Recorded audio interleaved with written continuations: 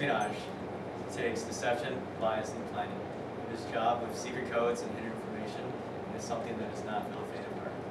It's the job that no one should know anything about. It first started in ancient times, and it was essential during war. The book Art of War by Sun Tzu, a famous tactician, shows us his thoughts on the use of spies. Thus, what enables the wise sovereign and the good general to strike and conquer and achieve things beyond the reach of ordinary men is foreknowledge. Now, this foreknowledge cannot be elicited from spirits, it cannot be obtained deductively from experience, nor by any deductive calculation. Knowledge of the enemy's dispositions can only be obtained from other men. Hence, these are spies, of whom there are 5 classes: local spies, inward spies, converted spies, doom spies, and surviving spies. When these 5 kinds of spy are all at work, none can discover the secret system. This is called divine manipulation of the threats. It is the sovereign's most precious faculty. Having local spies means employing services of the inhabitants of a district. Having inward spies, making use of officials of the enemy. Having converted spies, getting hold of the enemy's spies and using them for our own purposes. Having doom spies, doing certain things openly for purposes of deception, and allowing our spies to know of them and report them to the enemy. And surviving spies, finally, are those who bring back news from the enemy's camp. Hence, it is that which none in the whole army are more intimate relations to be maintained than with spies. None should be more liberally rewarded. In no other business should greater secrecy be preserved. Spies cannot be usefully employed without certain intuitive sagacity. They cannot be properly managed without benevolence and straightforwardness.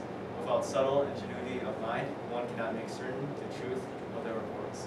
Be subtle, and use your spies for every kind of business.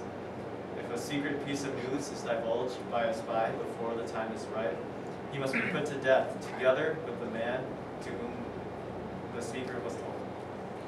Whether the object be to crush an army, to storm a city, or to assassinate an individual, it is always necessary to begin by finding out the names of the attendants, the aides-de-camp, and the doorkeepers and sentries of the general command. Our spies must be commissioned to ascertain these. The enemy spies who have come to spy on us must be sought out, tempted with bribes, and led away and comfortably housed. Thus they will become converted spies, available to our service. It is through the information brought by the converted spy that we are able to acquire and employ local and inward spies. It is owing to his information, again, that we can cause the doomed spy to carry false tidings to the enemy. Lastly, it is by his information that the surviving spy can be used on appointed occasions. The end and aim of spying in all its 5 varieties is knowledge of the enemy, and this knowledge can only be derived in the first instance from the converted spy. Hence, it is essential that the converted spy be treated with the utmost liberality. Hence, it is only the enlightened ruler and the wise general who will use the highest intelligence of the army for purposes of spying, and thereby they achieve great results. Spies are people that live a lie. Espionage is not a normal occupation, and it takes a special type of person to be able to do this job. Espionage by J.D. Bremner is a poem that illustrates the deception that spies need. Espionage. I am he, the spy. I exist in a world that is neither smoke nor mirror. I sully all that surrounds me. I am the man who cheats on his wife. I am the mistress who cheats with the man. I exist in another world, a place of shadows, cast in a scene that is concrete and gray. Yet though you will despise me, and yes, you should, do not say that I betray, for I never belong. To betray, you must first belong. I never belong. The Cold War espionage has inspired a lot of fiction, most notably James Bond. 007 is probably the most iconic spy, and in Ian Fleming's first book, Casino Royale, he first introduced James. This is the book that started the Bond franchise. One of the 00s, I guess 007. He's tough with those gunmen of Les Chiffres. Must be pretty good with the cards, or he wouldn't have sat in the casino in Monte Carlo 2 months before the war, watching that Romanian team work their stuff with invisible ink and the dark glasses.